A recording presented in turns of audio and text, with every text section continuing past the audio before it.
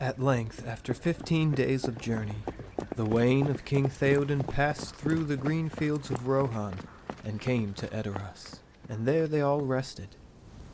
The golden hall was arrayed with fair hangings, and it was filled with light, and there was held the highest feast that it had known since the days of its building. For after 3 days the men of the mark prepared the funeral of Théoden, and he was laid in a house of stone with his arms and many other fair things that he had possessed.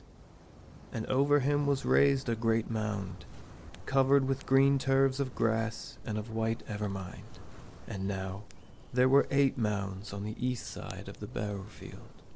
Then the riders of the king's house upon white horses rode round about the barrow, and sang together a song of Théoden, Thengel's son, that Gleowine his minstrel made, and he made no other song after. The slow voices of the riders stirred the hearts even of those who did not know the speech of that people. But the words of the song brought a light to the eyes of the folk of the mark, as they heard again afar the thunder of the hoofs of the north, and the voice of Eorl crying above the battle upon the field of Celebrant.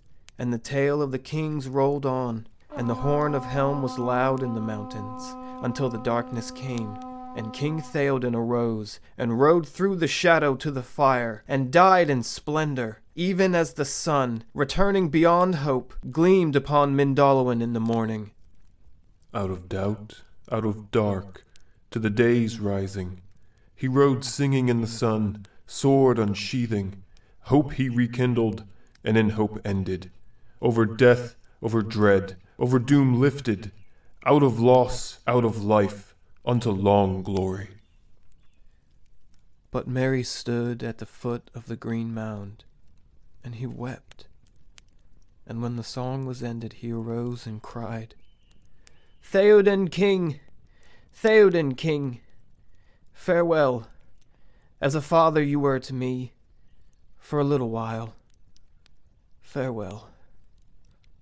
When the burial was over, and the weeping of women was stilled, and Théoden was left at last alone in his barrow, then folk gathered to the golden hall for the great feast, and put away sorrow, for Théoden had lived to full years, and ended in honor no less than the greatest of his sires. And when the time came that in the custom of the mark they should drink to the memory of the kings, Eowyn, Lady of Rohan, came forth, golden as the sun and white as snow, and she bore a filled cup to Eomer.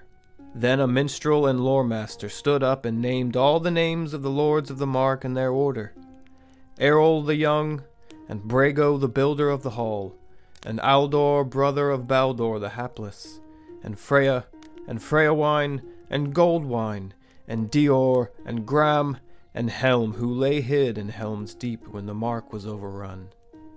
And so ended the 9 mounds of the west side, for in that time the line was broken. And after came the mounds of the east side, Freyalaf, Helm's sister son, and Leofa, and Walda, and Folka, and Folkwine, and Fengel, and Thengel, and Théoden the latest. And when Théoden was named, Eomer drained the cup. Then Eowyn bade those that served to fill the cups, and all there assembled rose and drank to the new king, crying, Hail, Eomer, king of the mark!